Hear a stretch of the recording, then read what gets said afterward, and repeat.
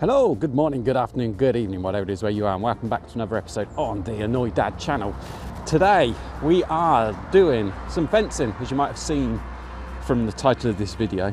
I got to be careful because I'm shooting into the sun here and I don't want to go too far over. So this is obviously the roadside verge that you can see here, and we've been on about doing this ever since we first got here. When we arrived and up until a couple of days ago, this hedge, well, this fence here, this one, was actually down. The first 3 or 4 bits were right down in the ground where the grass had grown up over the years, and it gradually pulls down the fence because it wasn't really clipped and held up with anything. It was just held up with these rebar posts and a little bit of old electric fencing tape, and that was all that was holding it up, but there was nothing there. We were always a bit concerned that the horses might get out or something. So I couldn't do anything over the summer because obviously the hedge is in bloom and you've got all of the brambles and everything else in there, and you might have birds nesting, so you don't really want to go in there and start slicing it down and bring it all back. So over the last couple of days I've gone along, I've lifted up the fence so it's now upright, I've whacked in some posts, and I didn't really think you'd want to see that because, you know, that's just a bloke with the post knocker just going donk donk donk on them and getting them all in. So these are now all in. I've got them all in, and what I've been doing is I've been going along this hedge, and you might remember from previous videos, this hedge is just so overgrown and unmanaged, it's horrible, and I've got huge great piles of stuff. We'll go along, we'll see them as we go. But the hedge itself, if we just look here, like you can see there, that massive wound where there was another branch that had crossed over and then the wind blows. Right, here we go. So we've got the fence clipped down about halfway just at the minute, and I've only loosely tacked it. So what we need to do is just down at this end here, we need to work out how it's going to end. Now we can't bring the fence along and end it onto this one because this one, whilst it's all right, it's not exactly fantastic. So what we're going to do is we're going to put in what's called a strainer post, and a strainer post is this one here. It's not very straight, but that's how they were supplied from the fence in place, like that. And basically this goes into the ground, and it'll go into the ground about 4 feet, and it will be the one that will take all of the pressure. There's another one down at the other end. I really should put one in the middle, but I'll wait and see how we get on. I might be lucky and I might get away with it with just having this one. So what I've got to do is I've got to dig a nice big hole straight down here, and we'll go straight down and we'll put it in, and then we will be able to strain it all up and get everything nice and tight, because nobody likes having a saggy fence. It looks a lot better if you've got a nice tight fence rather than something that's just droopy and not very good at all. And it also works out well for the barbed wire that goes on the top, if that's nice and taut, so as it keeps the horses in and other people out. So right, I will crack on with digging the hole, and then I'll show you that in just a second.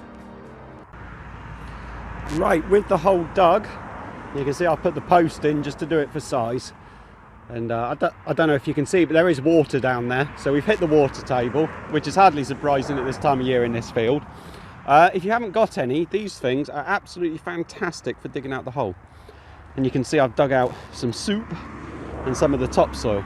So those posts are 7.5 foot long, and it goes in there, and that's about 4 foot sticking out the ground at the minute, maybe 5 if you're lucky. So that's not too bad at all, really. So I'm going to fill that hole in, and we're not quite done yet, so I'll get that hole filled in and then we'll carry on with the rest of it. So the post is now filled in, and it's in there and it's solid. It is going nowhere. And you might turn around and you might say, well, you know, that's fine, that's all that you need. No, there's still 2 more steps to do before you can start straining anything against it, just to make sure that it is held absolutely rigidly in place. So if you pull on it now, if you pull it that way, it might lean that way, or over time it might gradually start to move that way, depending on the ground. Our ground, even though it is quite hard ground, it does get quite waterlogged, so there is a chance that it will start to lean that way over time. So we want to stop that from happening altogether. So because we're only straining it one way, we're not straining it 2 ways, what we've done is we've got the other fence post right next to it. You might have spotted that, that is there on purpose. So what we'll do is we'll take a brace bar, and we will place the brace bar in, trying to do it one-handed to show you, is not easy, across the top there, like so. And that'll be put into place. So that will then hold the two up against each other. But then there is one more step that needs to be done afterwards to make sure that unless there's a major problem, it isn't going to lean anywhere. So I'll get that fixed into place. All you need is just a couple of nails, that's all. And then I will explain the last part and how we do it and how it works. Okay, so for this bit, I'm going to need two hands to show you what I'm doing. So if you look very closely, you can see that just up here, there is a staple. And there is another staple just down at the bottom of that post there.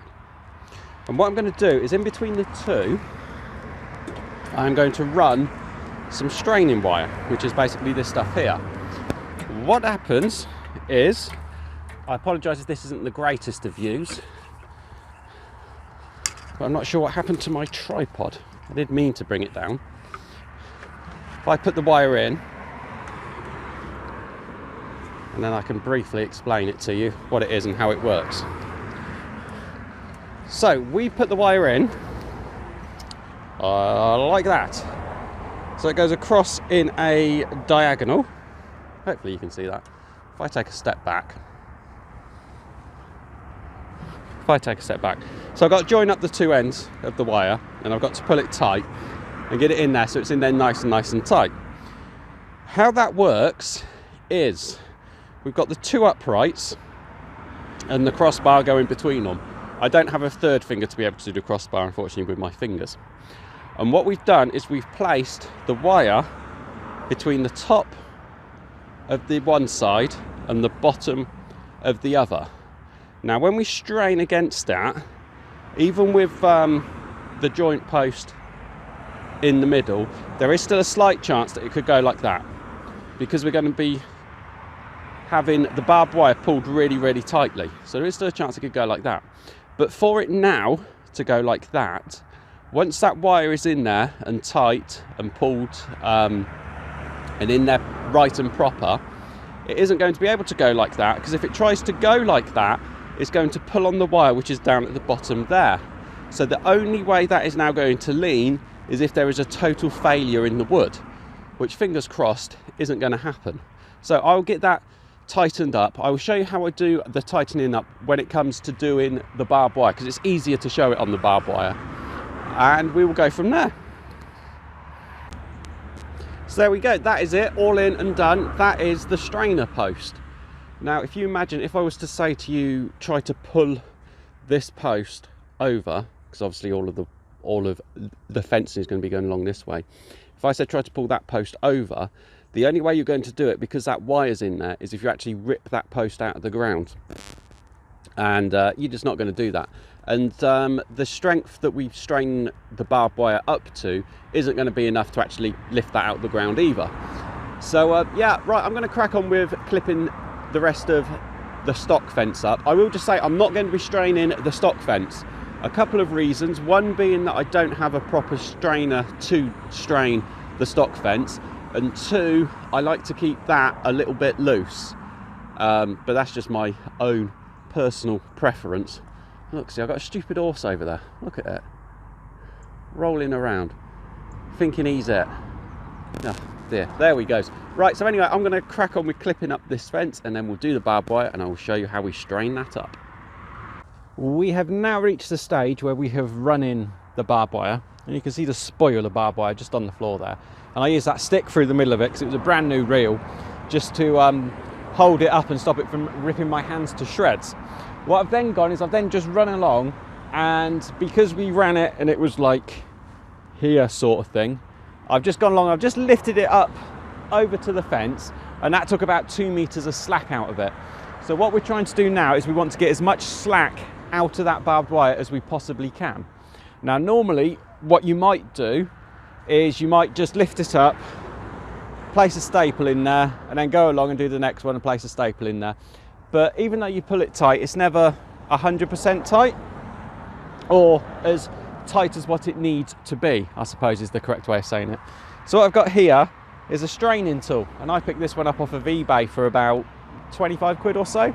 It wasn't a huge amount. I actually got it on a deal, and you'll see that the barbed wire has yet to be placed around onto the straining post there. That is just the back end of the strainer. So basically what this does is it grips the barbed wire in there. You can see where it's gripped, and that, as it's pulling there, that's pulling these bits down, so that's holding on to that. You then got a chain which is actually part of another piece. So this piece at the front here, now I've got it set up, I don't really want to take it apart again. So that comes off, and you've got another clamp just at the back there, and you would use that if you were doing like a middle piece of tension and you had two pieces of wire that you wanted to tension up together. So you would grip it at either end. But with this, we can just do it up to the post there, and all we do with this is we just walk this backwards along. So as it goes along, one piece will get caught in there, and then you do the next one, and you see how that gets caught in there, and you just walk it back, and what that does is that pulls in all of that tension, and it gets your barbed wire nice and taut. Now, because I've already gone along and lifted it up onto the fence, what I'm going to do is I'm just going to take the slack out of it. So that's about there now, so it's able to stand up on its own, and I'm just going to run along, just make sure it isn't caught up anywhere on the fence. I think I can see a place. Let's go along with you, take you along with me. There we go. Right, you're still strapped to my chest, so I think I can see a place where it might just be getting caught up. This is normally a bit of a long run. You wouldn't normally have it on a run quite as long as this, and you need to be extra specially careful because of course it is barbed wire, and if it flings up and gets you in the face, that's never going to be very nice for anyone.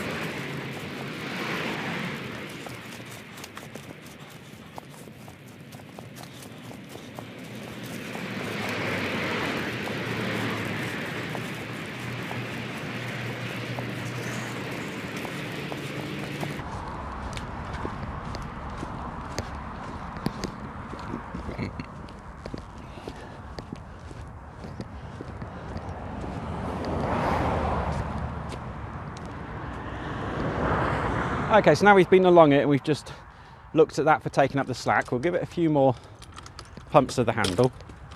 Okay, I think we are just about there.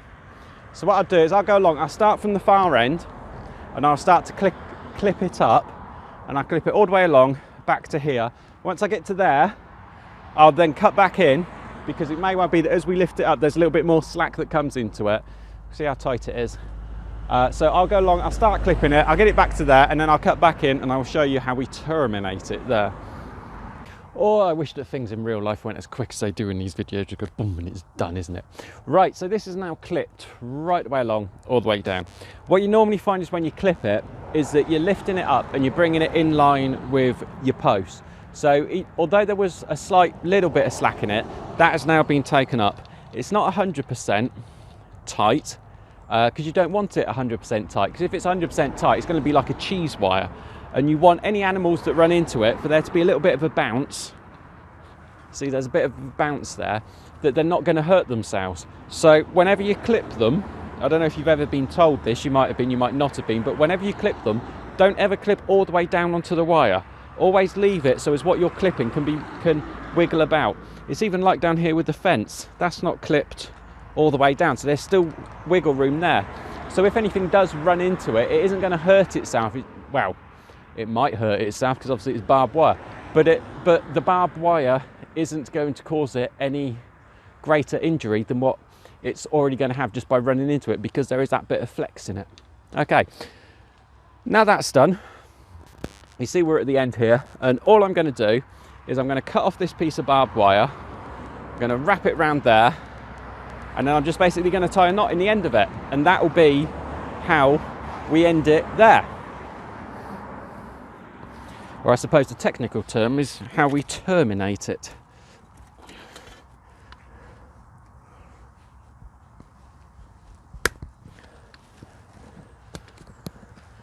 Okay, so I've cut that way too long.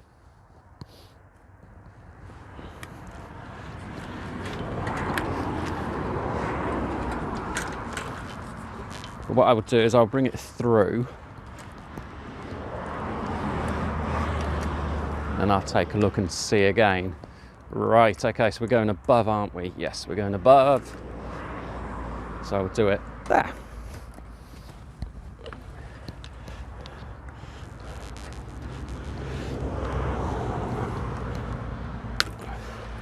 And you might have seen there how I cut it, and I cut it after one of the barbs, mainly because if I want to be pulling it about, I'd much rather be pulling on that than be pulling on that. So if you had a choice as to which end you would rather pull on, you know, it's quite obviously going to be that end there rather than that one there. So let's get this done. Lift that back up.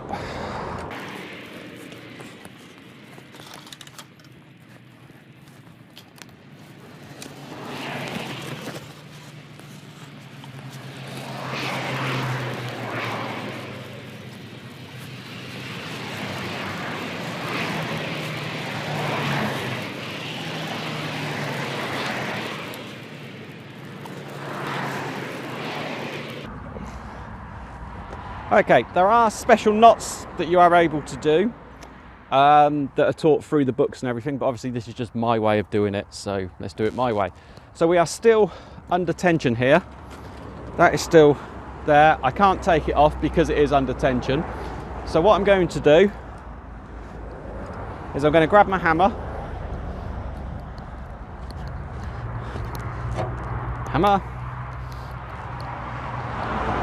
And you can see where I've done it before. I just hit this bit on the front here.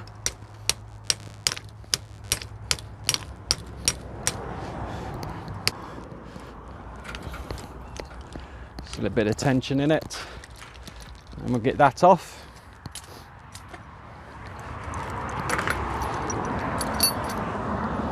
Okay, and there we go. So we just need to place a clip into there with it.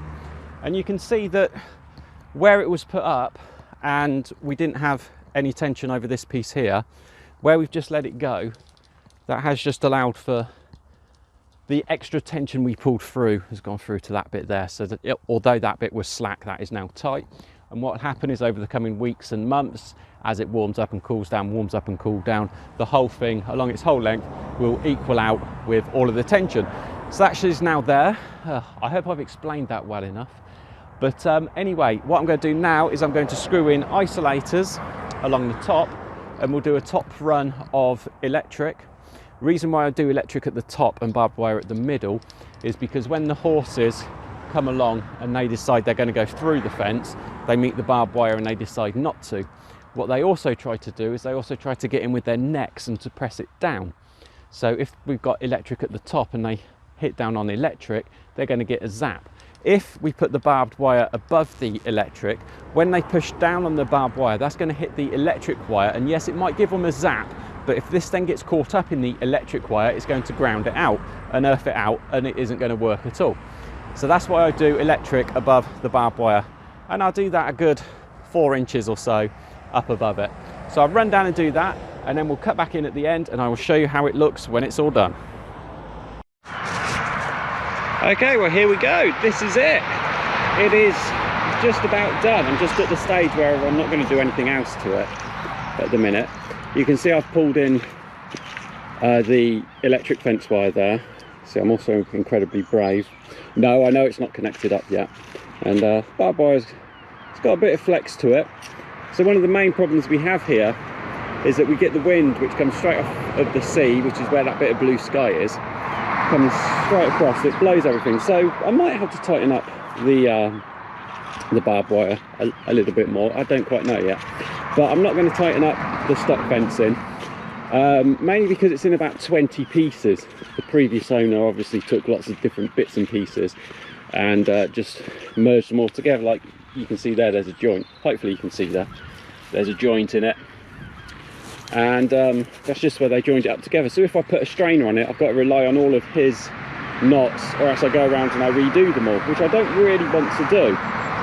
So yeah, so I'm going to leave it at that, and you can see hopefully the tractor tracks which are in down there. So I've been able to drive the tractor, and for the first time ever since owning the place, I've been able to drive the tractor along the fence line, because I've just sliced back so much of this willow.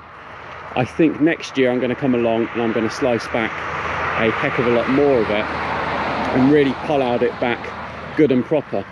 But what that's going to do is that is going to allow for the hedge the other side. Like if you see there, we've got some of that box hedging, or honeysuckle stuff as it's called.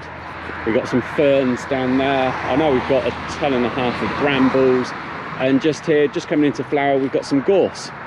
So I'm hoping that by slicing back a lot of these trees, it's going to give those hedge plants a greater chance to be able to grow and to make us a bigger, better hedge.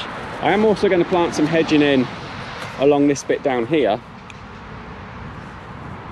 and have a proper evergreen hedge going right the way along. But that's part of the plant nursery, so that's all coming up in a future video of everything that's going on.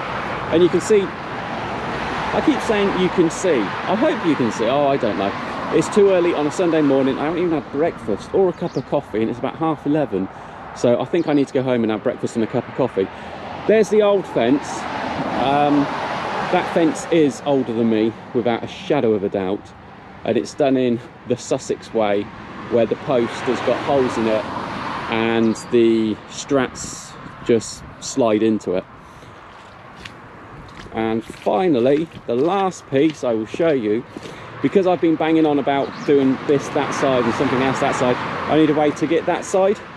So where we put the strainer post in, I've left a gap there. I'm going to put some sort of like a gate there, or a mesh across, or something, so as we can just walk through and walk around to get around there.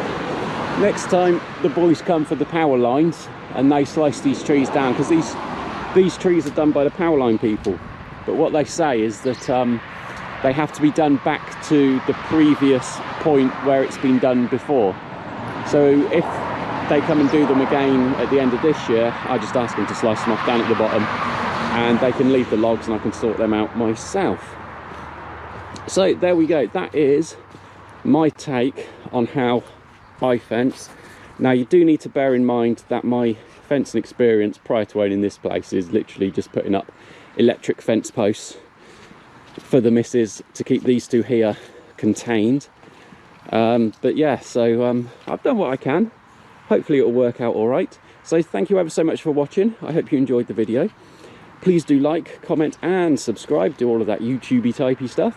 And until the next video, I will say bye bye.